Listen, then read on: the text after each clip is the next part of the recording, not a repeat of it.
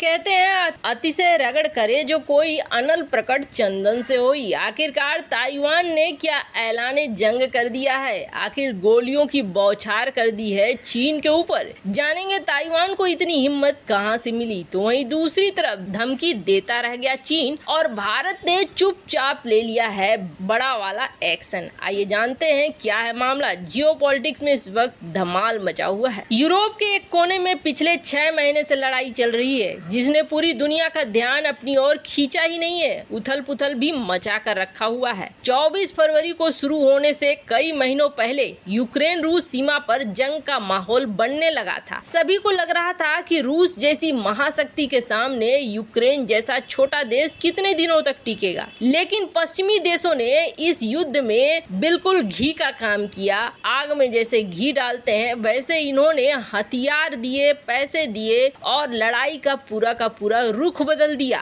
इतना ही नहीं, इस लड़ाई ने रूस को भारी नुकसान भी पहुंचाया है। कुछ ऐसी ही तस्वीरें अब हजारों किलोमीटर दूर एशिया में भी देखने को मिल रही है। यहाँ दो देशों के बीच रूस यूक्रेन जैसा ही तनाव है, लेकिन अंतर भी है। एशिया में एक तरफ चीन है जो अपने लड़ाकू विमानों, युद्धपोतों, मिसाइलों और ड्रोन को आगे रखकर धमकी भरे लहजे में बात करता है, तो वहीं दूसरी तरफ ताइवान है जो हर मामले में चीन से छोटा है। क्या क्षेत्रफल, क्या क्षमता, लेकिन अमेरिका जिसके उसके साथ औपचारिक संबंध भी नहीं है, उसका साथ पाकर छोटा सा देश भी ड्रैगन से टक्कर लेने को तैयार है और बिल्कुल आत्मविश्वास से लवरेज है। हुआ ये है कि चीन पर अब पलटवार शुरू हो गई। शुरुआत तो अमेरिकी संसद की अध्यक्ष नैन्सी पेलोसी ने कहा, लेकिन अब ताइवान का जोश हाई पर है। पेलोसी की यात्रा के बाद चीन ने ताइवान की घेराबंदी कर ली और अब तक का सबसे बड़ा सैन्य अभ्यास किया।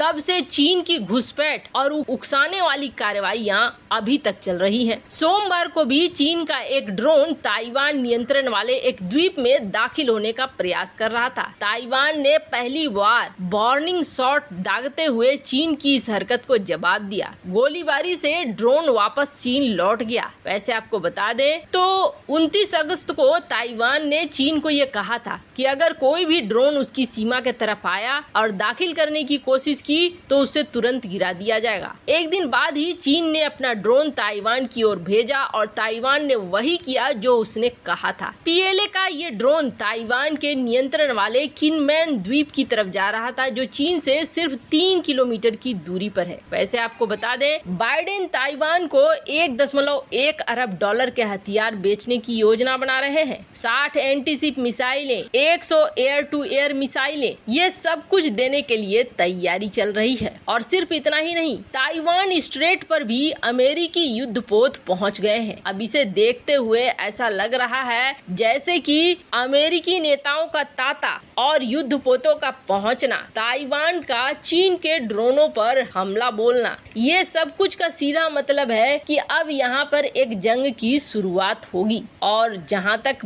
ताइवान को हथियारों की बात है तो ताइवान को हार्पून और साइड विंडर जैसे मिसाइलों से लैस कर रहा है अमेरिका, जो बेहद खतरनाक है। मतलब जो जंग रूस यूक्रेन के बीच भड़की हुई थी वही जंग चीन और ताइवान के बीच भड़कने के आसार दिख रहे हैं और अमेरिका इसके लिए बहुत काम कर रहा है। वैसे आपको बता दें जो हार्पून मिसाइलें दी है अमेरिका ने ताइवान को, वही हार्पून मिसाइलें यूक्रेन को भी दी थी। जून में यूक्रेन ने दावा किया था कि इसी मिसाइल की मदद से रूस के एक जहाज को स्नेक द्वीप में डुबो दिया गया था। और भी कई सारी मिसाइलों को दे रहा है अमेरिका। साइड विंडर मिसाइल, जिसे कम घातक नहीं माना जाता है, इसे ट्रिपल थ्रेट यानी कि तिगुने खतरे वाला मिसाइल कहा जाता है। ये एक इंफ्रारेड ट्रैकिंग, शॉर्ट रेंज और एक साथ कई मिशन को अंजाम देने वाली मिसाइल है। हवा से हवा में, जमीन पर हमले और जमीन से जमीन पर होने वाले हमलों के लिए भी प्रयोग किया जाता है। मतलब आप समझ सकते हैं इस वक्त दुनिया की 28 सेनाएं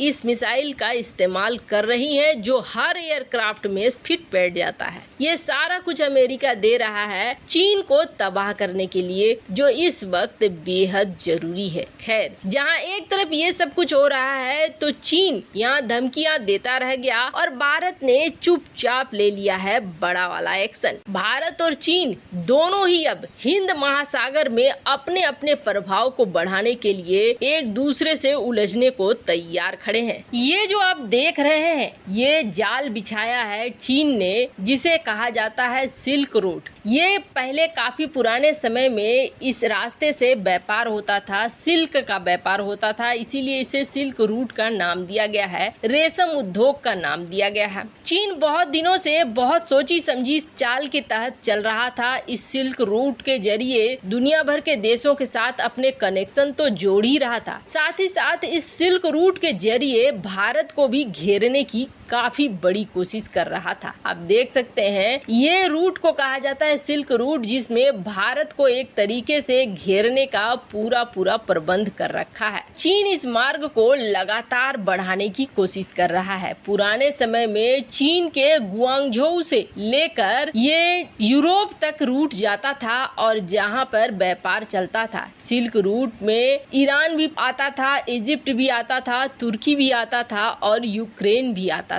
पर अब इस सिल्क रूट को भारत ने भी जवाब देना शुरू कर दिया है। पहले के समय में एक ये होता था स्पाइस रूट, यानी कि मसाला मार्ग। अब देख रहे हैं यहाँ अलग अलग देशों के मसाले जो जिन जिन देशों में होते हैं उनको दिखलाया गया है कि किस तरीके से कौन सा देश कौन से मसाले का उत्पादन करता है। इसमें भारत नंबर 1 पोजीशन पे आता था, इसलिए क्योंकि भारत के पास कई सारी चीजों की फसलें तैयार होती थी। पुराने समय में इसे एक मसाला मार्ग बनाया गया, जिस मसाले मार्ग से अरब देशों तक मसाला पहुंचता था। सिंगापुर हो, श्रीलंका हो या फिर दुबई क्यों न हो, यहाँ तक ये फैला हुआ था मसाला मार्ग। लेकिन बाद की सरकारों ने उतना ध्यान नहीं दिया और ध्यान नहीं देने की वजह से ये धीरे धीरे मसाला मार्ग बंद हो गया। स्क्रीन पर आप देख सकते हैं किस तरीके से भारत उस वक्त सेंटर पॉइंट हुआ करता था और भारत के बंदरगाह से दुनिया भर में अलग अलग मसाले जाते थे। अब जहाँ रेशम मार्ग को BRI के तहत चीन बना रहा है, हालांकि रेशम मार्ग काफी पहले वो रास्ता होता था जिससे पश्चिमी देशों के साथ चीन व्यापार करता था। रेशम मार्ग को फिर से जमीन पर लाने के लिए चीन पानी की तरफ पैसा बहा रहा है। ये सिल्क रूट इतनी बड़ी महत्वाकांक्षा है चीन की कि उसने इसके लिए श्रीलंका की कुर्बानी दे दी, पाकिस्तान की और कंबोडिया की, तीनों देशों पर कब्जा कर लिया। अब भारत ने भी अपने पुराने हथियारों को निकालना शुरू कर दिया है और पुराने हथियारों में स्पाइस मार्ग यानी कि मसाला मार्ग ये बेहद जरूरी है। भारत ने अब स्पाइस रूट पर काम करना शुरू कर दिया है और सबसे बड़ी बात यह है कि 4 देश इसमें सामने आ गए हैं, Israel, Oman, Abu Dhabi, UAE। अब हाल ही में भारत के अडानी ने हाइफा पोर्ट जो कि इजराइल है उसका अधिग्रहण किया और ये सब कुछ एक स्पाइस रूट को